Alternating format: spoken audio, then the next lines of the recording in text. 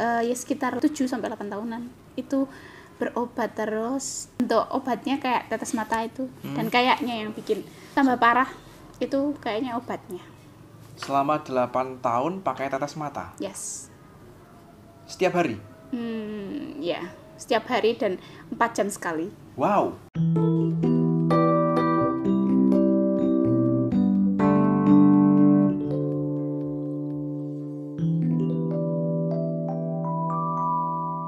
Oke, assalamualaikum warahmatullahi wabarakatuh. Selamat hari ini teman-teman pendengar kehidupan. Dan kali ini kita masih dalam suasana PPL di Dinas Perpustakaan dan Kearsipan Daerah Kota Salatiga. Dan kali ini saya kedatangan seorang tamu yang sangat spesial. Kenapa spesial? Karena dia juga satu kampus dengan saya. Masih semester berapa, Dek? Semester OTW, semester 3. Namanya Niswa, tapi nama lengkapnya siapa? Niswatun Mubarokah. Niswatun Mubarokah, hidupnya penuh keberkahan, insya Allah. Amin. Semester 3. OTW 3 ya. OTW 3. Jurusan apa? Tadris Bahasa Inggris. Niswatun Mubarokah. Jadi angkatan tahun 2021. Yes. Kebetulan juga satu organisasi dengan saya. Datang ke Perpusda baru sekali. Yes. Pertama kali. Apa kesan pertama yang didapatkan di sini? Di parkiran banyak motor. Oh iya, terus. Terus tadi kayak jalannya itu jalurnya yang diantar sama Mas Gio itu jalur buat yang tunanetra ya atau gimana? Emang kayak gitu? Bidang miring? Iya enggak, Mas? Yang bidang miring tadi? Iya yang. Ya. Kamu lewat yang mana? Yang bidang miring apa lewat tangga? Yang bidang miring. Oh, bidang miring itu untuk kursi roda. Oh, tapi iya. Untuk dilewati kita juga nggak apa-apa, kan lebih enak kan? Oke, kesan pertamanya banyak motor, kemudian setelah masuk ke sini. Masuk ya kayak Perpusda biasanya. Oke, kamu belum sempat raba-raba buku braille tadi ya? Belum, tapi ini tuh yang di meja udah tahu bentuk-bentuknya secara kasar gimana gitu ya. Oke, Niswa itu juga mengalami kekurangan dalam penglihatan, betul? Nah, itu diawali sejak kecil atau gimana? SD kelas 3 atau 4 ya, lupa aku. Kelas 3 atau 4? Ya. Pertama kali yang dirasakan?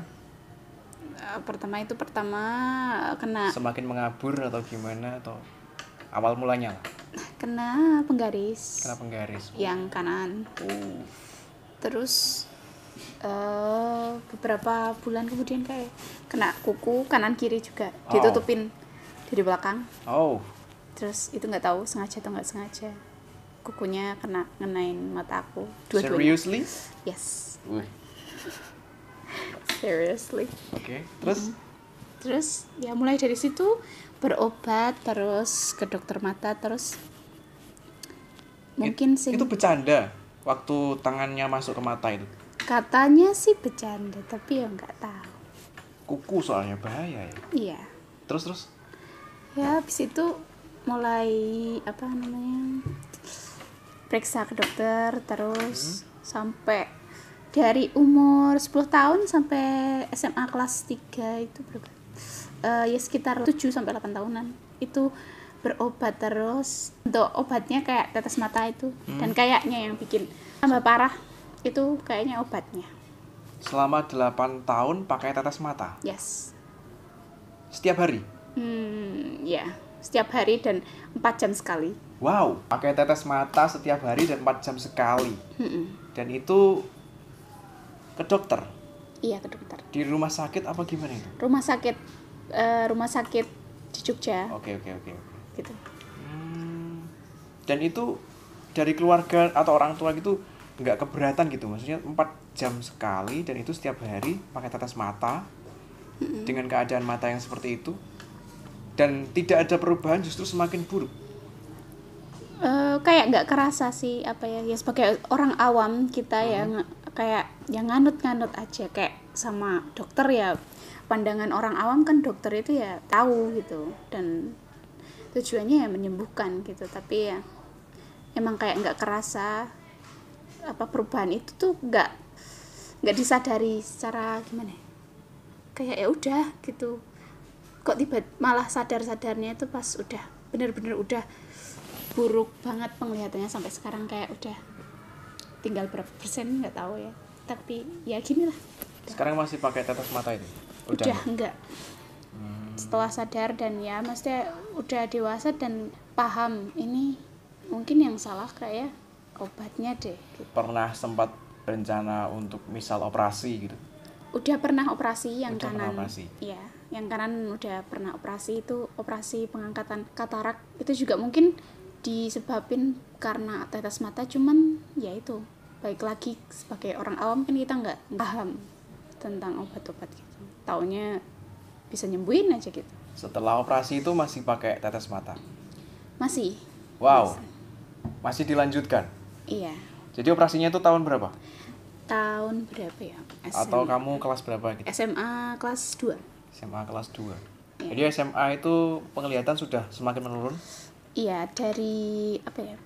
SMP itu mulai tulisan di Papan tulis. whiteboard ya, itu nggak kelihatan, sama tulisan yang kecil banget itu nggak kelihatan.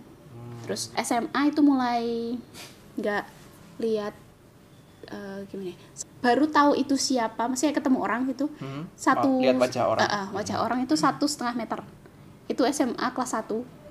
Terus SMA kelas 2 itu mulai susah buat lihat tulisan di buku, sampai ya kayak garis-garis di buku juga nggak kelihatan. Okay. Gitu.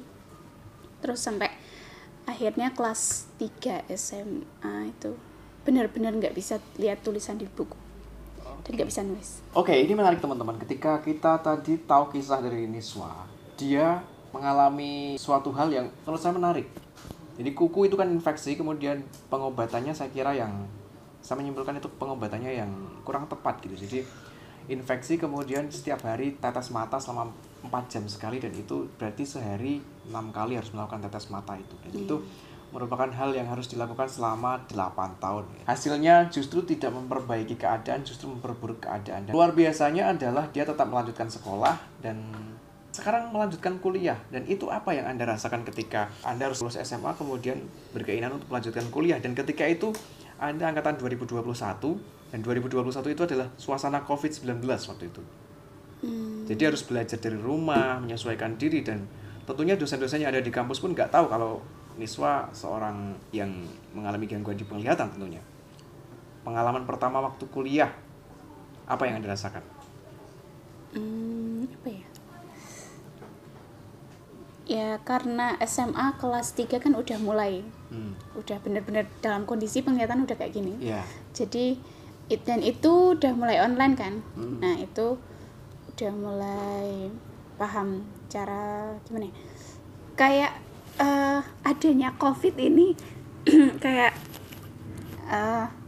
ada hikmahnya buat aku, soalnya mulai COVID itu baru mulai penglihatannya bener-bener yang nggak bisa dipakai buat jalan sendiri. Gitu. Sebelumnya itu sebelum COVID aku masih bisa naik bus sendiri, berangkat ke sekolah sendiri. Tapi pas COVID itu, dan itu pas penglihatannya memburuk, dan itu kan juga udah online, terus sekolah mulai online, udah ya terbiasa dengan online juga. Tapi aku punya keinginan dari dulu buat pengen banget kuliah, jadi ya udah, karena dapet kesempatan juga buat daftar kuliah, kenapa enggak, jadi ya udah daftar kuliah gitu. Jadi itu ya yang mendasari keinginan kenapa kamu pengen kuliah. Tapi kemudian bagaimana cara kamu mengikuti pelajaran ketika, bukan pelajaran ya, mata kuliah ketika online, kemudian juga sekarang kan udah offline, itu bagaimana kamu menyikapi dan mengikutinya dengan keadaan yang seperti ini?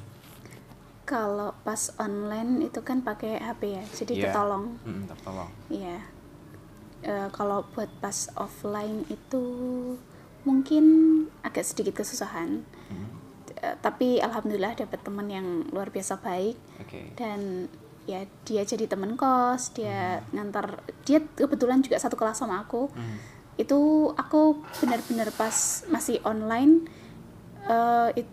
kuliahnya masih online, aku berusaha buat ngechat beberapa teman yang aku kenal di online, itu teman-teman kuliah, untuk nyari teman yang sekiranya mau dan bisa jadi apa ya gitu. Jadi alhamdulillah dapat temen yang mau satu kos sama aku dan dia juga ngerti kondisiku. Dia nganterin ke apa namanya ke kampus, maksudnya bareng, kita pergi ke kampus bareng. Terus kalau tugas, kalau misalnya aku kesulitan gitu juga dia bantu. Jadi alhamdulillah kita dapat teman kayak gitu. Ya, saya jujur termotivasi dengan adanya kamu di sini karena saya kadang masih suka mengeluh ya dengan keadaan. Saya itu sekolah dari TK sampai SMA di SLB, kemudian itu segalanya dipermudah. Kemudian saya kuliah masih di kota yang sama dan saya masih bisa pulang ke rumah ikut dengan orang tua, dan kamu di sini merantau dengan keadaan yang seperti ini.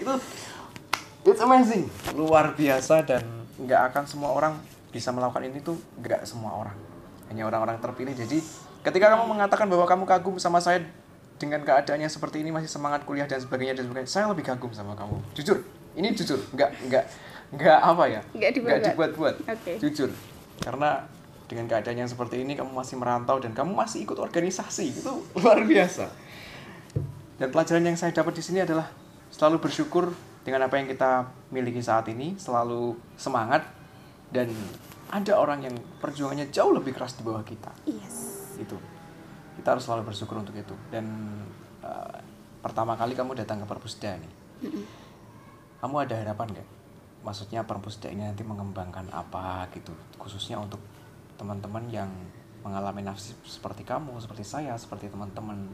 Ada nggak harapan untuk berkembangnya Perpusda ini? Untuk sekarang kan udah ada tempat yang dikhususkan buat teman-teman disabilitas kan. Yes. Tapi mungkin yang tempatnya masih sedikit ya agak kecil gitu. Mungkin bisa dari Perpusda yang memperluas, terus juga memperkenalkan lah ke masyarakat bahwa ternyata di Perpusda itu ada tempat khusus buat disabilitas. Jadi orang-orang yang khususnya di Salatiga yang punya keterbatasan penglihatan juga bisa datang ke sini, bisa jadi salah satu referensi buat main dan main dengan baca-baca main positif gitu. Dan teman-teman disabilitas juga harusnya memiliki kesadaran penuh bahwa kita sudah dibuatkan ruangan seperti ini, jadi kita harus memanfaatkan dengan baik dan dengan sepenuh yang kita bisa gitu ya. Karena membuat ruangan ini perjuangannya itu juga nggak mudah. Jadi, terima kasih Niswa udah bersedia datang ke sini, bersedia untuk kita tanya-tanyain, sudah bersedia untuk menemani ngobrol kita hari ini. Semoga kamu sehat selalu. Oke, thank you Niswa. Sama-sama. Dan semoga channel Pendekar Kehidupan semakin maju. Amin. Dan teman-teman juga senantiasa menantikan video-video dari kami yang tentunya akan berusaha menyajikan video yang inspiratif, motivatif, dan juga menghibur teman-teman semua. Dan juga semoga harapan-harapan teman-teman tentang perpustakaan dan kearsipan daerah Kota Salatiga ini dapat terpenuhi. Terima kasih. Sampai jumpa di lain hari. Assalamualaikum warahmatullahi wabarakatuh. Salam satu tekad sukses. Yoi. Dah.